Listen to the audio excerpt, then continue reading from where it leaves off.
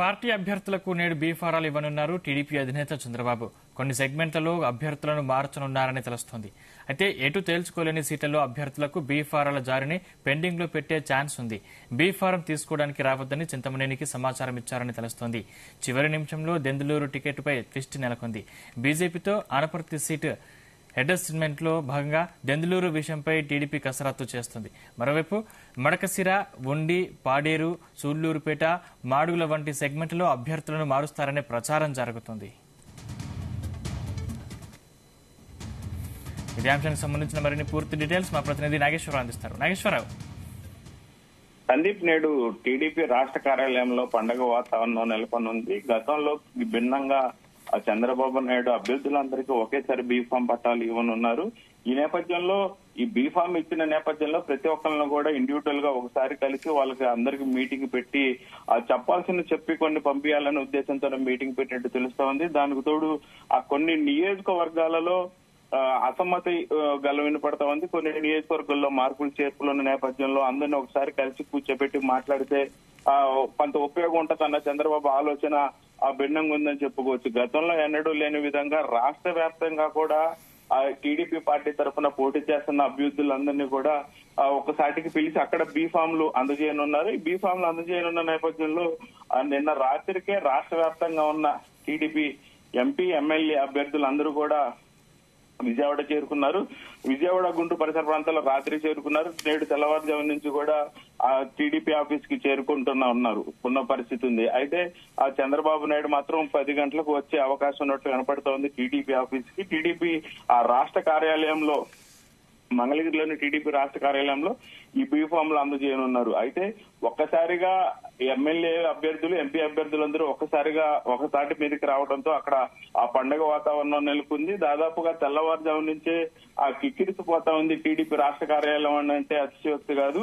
అయితే దీని పట్ల ప్రధానంగా చూసుకుంటే చింతమనేని ఏదైతే దెందులూరు వివాదాస్పద ఎమ్మెల్యే ఉన్నారో చింతమనేనికి కొంత టికెట్ బీఫామ్ అందజేయడానికి ఆలస్యమయ్యే అవకాశం ఉన్నట్టు తెలుస్తుంది. ఆయన అక్కడి నుంచి కాకుండా వేరే ప్రదేశానికి కూడా మార్చే అవకాశం ఉన్నట్లు తెలుస్తా ఉంది.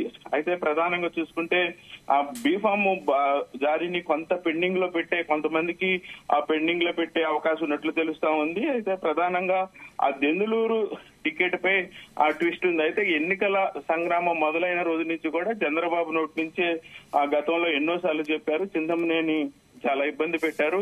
ఆ ఫస్ట్ టికెట్ చింతమనేనికి అన్న ఆ కోణంలో మొదటి నుంచి కూడా చెప్పుకుంటున్న అవస్థల నేపథ్యంలో అయితే ఖచ్చితంగా ఇది ఒక ట్విస్ట్ అనే అనుకోవచ్చు. అయితే ఇంకా ప్రధానంగా చూసుకుంటే మనకి మడకశిర, ఉండి, పాడేరు, సూళ్లూరుపేట, మాడుగులు వంటి సెగ్మెంట్లలో కూడా ప్రధానంగా అభ్యర్థులను మార్చే అవకాశం ఉందని కూడా తెలుస్తా ఉంది. అయితే కొన్ని సెగ్మెంట్లలో ఇచ్చిన టికెట్ మరలా బీజేపీకి కేటాయించి వారికి ఇంకొక సెగ్మెంట్ లో కూడా ఇచ్చే అవకాశం ఉన్నట్లు తెలుస్తా ఉంది. అయితే మొత్తానికైతే ఏదైతే 175 కి సంబంధించి అయితే ఖచ్చితంగా అందరికైతే బీఫామ్లు ఇచ్చే అవకాశం లేదు, కానీ 170 కానీ 169 కానీ ఇచ్చే అవకాశాలు ఉన్నట్లు ప్రధానంగా కనపడతా ఉంది. దీనికి సంబంధించి నారా లోకేష్, బ్రాహ్మణి, బాలకృష్ణ, చంద్రబాబు, భువనేశ్వరితో మొత్తం కూడా టీడీపీ ఆఫీస్ కి చేరుకునే ఉంది. అందరూ మధ్య కూడా కోలాహలంగా ఈ బీఫామ్లు అందజేసే అవకాశం ఉంది. సందీప్, నాగేశ్వరరావు, అంటే బీఫామ్లు అందుకున్న అభ్యర్థులు ఎప్పుడు నామినేషన్ దాఖలు చేసే అవకాశం ఉంది?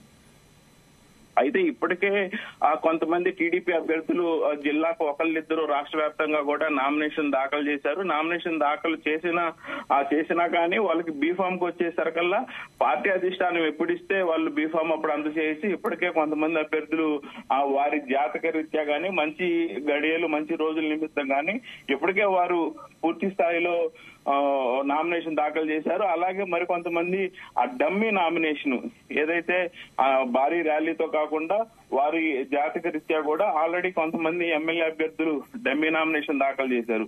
అయితే నేటి నుంచి ఆ బీఫామ్లు అందుకున్న వారు పూర్తిగా కూడా సోమవారం రోజున, ఆదివారం సెలవు కాబట్టి పబ్లిక్ హాలిడే అయిన నేపథ్యంలో ఈ రోజే పెట్టేట్టు తెలుస్తా ఉంది ఎమ్మెల్యే అభ్యర్థులందరూ కూడా బీఫామ్లు ఇవ్వడానికి.